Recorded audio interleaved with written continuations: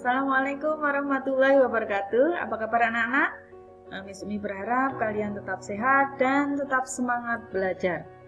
Kali ini Miss akan mengajak kalian belajar atau mereview tentang suatu materi yang sudah pernah kita ajarkan di pertengahan semester.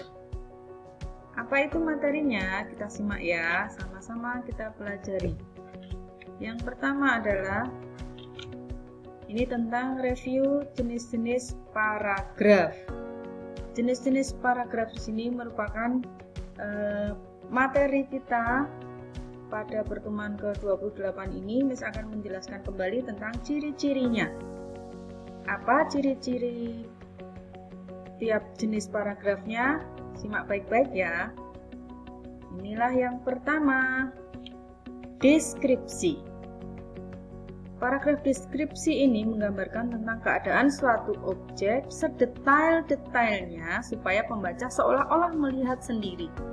Ciri-cirinya adalah yang pertama, menggambarkan atau melukiskan objek tertentu. Objek itu misalnya orang, tempat, keindahan alam, dan lain-lain. Nah, B atau yang kedua, bertujuan agar pembaca seolah-olah melihat sendiri objek yang ditulis, seolah-olah melihat sendiri langsung dengan indera penglihatan. Jadi lebih jelas nanti melihat ciri-cirinya.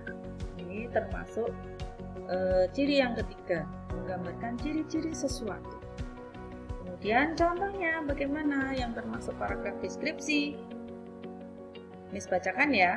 Jika diumpamakan permata, pesona pantai Nusa Penida bak mutiara yang memantulkan cahaya putih kekuning-kuningan, namun jika diibaratkan gadis, maka pesonanya laksana sosok perawan kencur.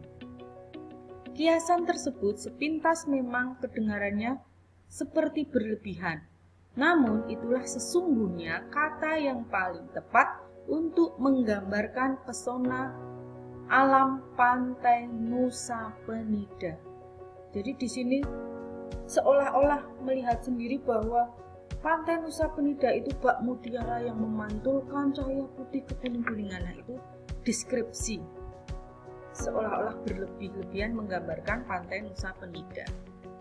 Berikutnya, narasi. Apa itu?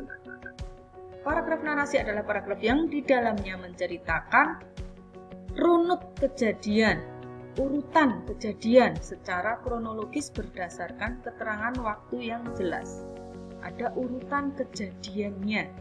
Nah ini ciri-cirinya. Kita simak ciri-cirinya. Yang pertama ada tokoh, lalu tempat, waktu, dan suasana yang diceritakan. Lalu yang kedua, mementingkan urutan waktu maupun urutan peristiwa. Yang ketiga, tidak hanya terdapat dalam karya fiksi seperti cerpen, novel, roman, tetapi juga terdapat dalam tulisan non-fiksi seperti biografi, cerita nyata dalam surat kabar, sejarah maupun riwayat perjalanan. Contohnya, pernah suatu ketika aku bermimpi bertemu seorang kakek berjenggot panjang yang menyuruhku untuk pergi ke arah timur. Aku tidak mengerti apa maksudnya. Sesudah bangun, keinginan untuk memenuhi perintah si kakek itu seperti tidak terbendung. Aku harus pergi ke arah timur. Timur mana? Jakarta Timur.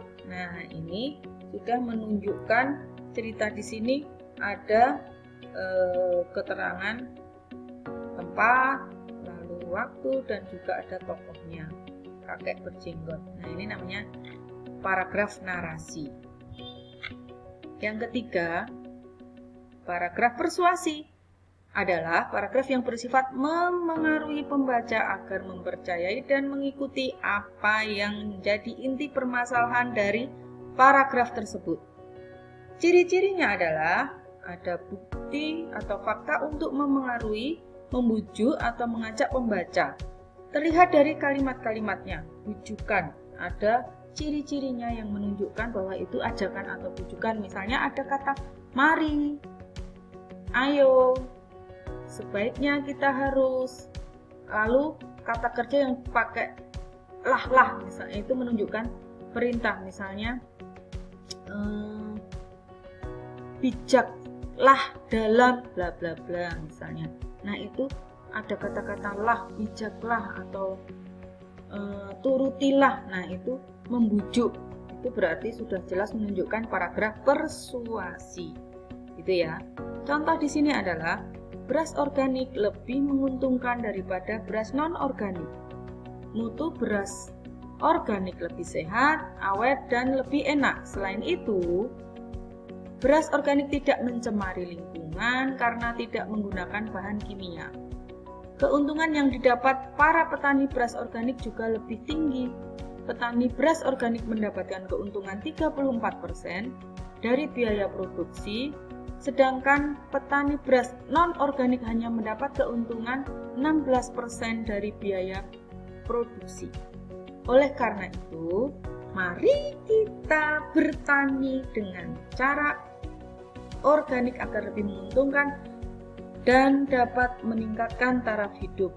Mohon maaf, ada dua kata yang kurang huruf ya, produksi dan menguntungkan. Mohon maaf.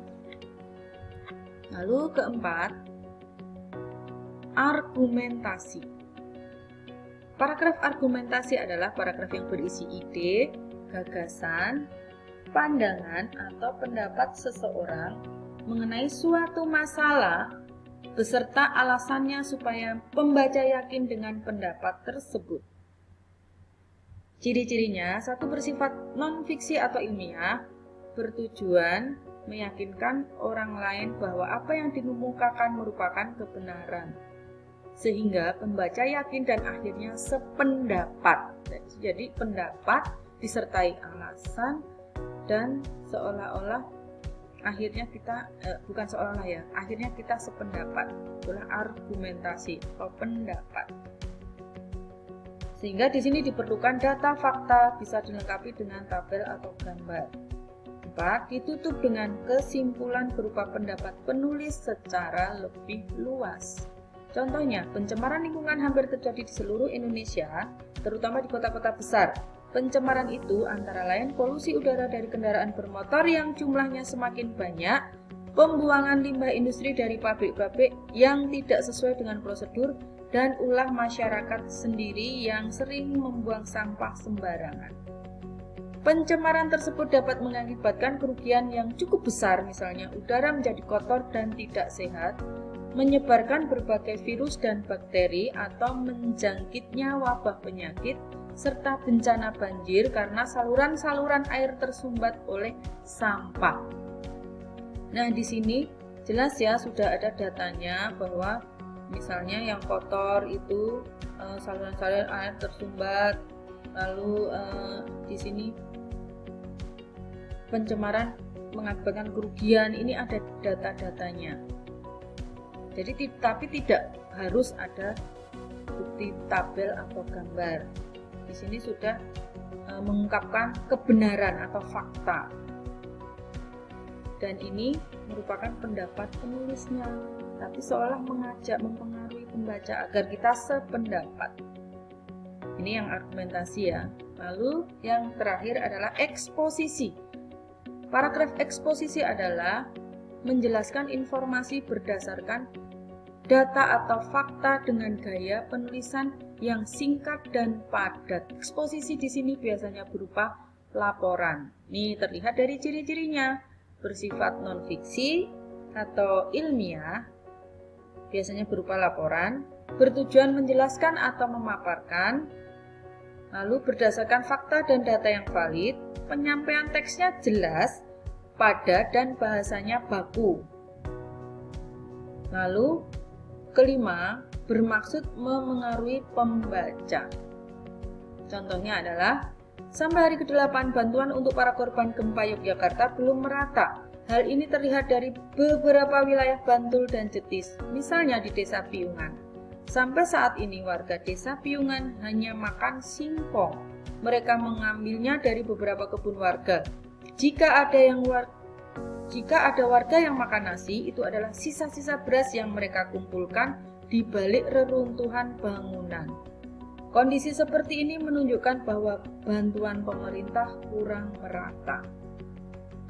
Nah, ini contoh dari eksposisi. Ini juga ada datanya, data yang valid. Misalnya di daerah Piungan, ini datanya adalah hanya makan singkong, gitu ya, karena bantuan belum merata, belum mendapatkan bantuan dari luar. Demikian penjelasan dari Miss Umi tentang jenis-jenis paragraf. Semoga kalian bisa memahami dengan baik. Jika tidak paham atau kurang memahami, bisa menghubungi Miss Umi via WA atau telepon. Gitu ya. Terima kasih sudah menyimak pembahasan tentang review jenis-jenis paragraf. Ada 5. Sampai ketemu di tugas yang sudah Miss Umi sampaikan tentang jenis-jenis paragraf. Ada 4, kalian menebak jenis paragrafnya apa. Jadi nanti bisa dituliskan di worksheet yang sudah kalian ambil beberapa minggu yang lalu. Terima kasih. Assalamualaikum warahmatullahi wabarakatuh.